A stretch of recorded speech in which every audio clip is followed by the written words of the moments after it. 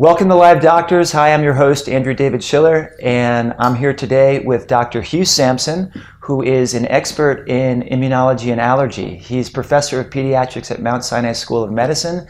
He's also the head of the Jaffe Food Allergy Institute at Mount Sinai School of Medicine. He's really a world-renowned expert in allergy and immunology, especially peanut allergy, which is very important to many people on your minds. So we're really fortunate to have Dr. Sampson with us today, and here's Dr. Sampson. Thank you. Thanks for being with us. Pleasure. So we're going to focus a bit today on peanut allergy, and that's something that you've really done extensive research in. Can you tell our audience a bit about what does that mean? What is peanut allergy, and who are we worried about getting peanut allergies? Okay, so peanut allergy is basically a misdirected reaction by the body.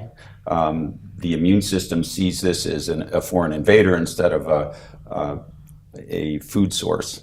And because of that, it develops this major immunologic reaction or allergic reaction to the peanut. What happens when somebody ingests the peanut then, who has the allergy, is they initially may feel itchiness in the mouth, itchiness of the tongue, the throat. They may start to feel some tightness in the throat. They frequently will break out in hives. They'll get nauseous, abdominal pain. They may vomit. They also may end up getting tightness in the chest, wheezing, coughing. And then if it progresses further, they may actually have a drop in blood pressure and then develop anaphylactic shock. So this is not a simple, benign thing. It can be very dangerous. Yes, the one thing that people need to realize about all food allergies is that it can be very serious and can be life-threatening. Peanut tends to be the most common cause of anaphylactic reactions treated in emergency rooms in the United States, and also the leading cause of fatal reactions to food in the United States. Okay, so this sounds like a really important topic that people understand, and so they can know how to respond. And so let's dig into it a little bit. Who's at risk of peanut allergy?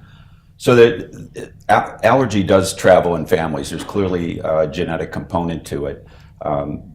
We had a study led by one of my junior colleagues at Mount Sinai, Scott Sisher, who looked at the genetics in identical twins versus fraternal twins.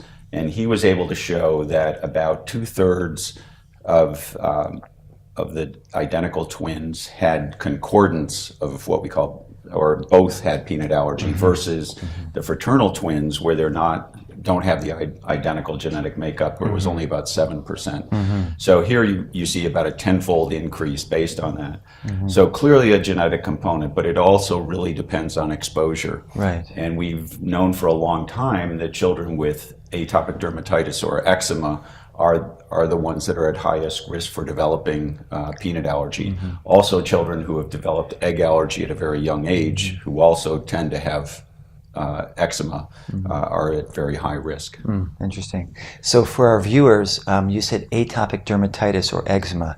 Is that the same thing, or are those two different things? Eczema is really the red itchy rash. When we talk about atopic dermatitis, we're then involving the immune system or specific allergies to certain things.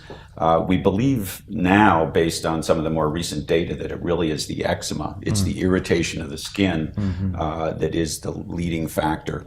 And one of the things that we're all looking at now is whether things such as overbathing the infants, using too much in the way of soaps and detergents that irritate the skin of the baby, which then causes it to generate these protective, or supposed to be protective, but end up being allergic responses. Very interesting.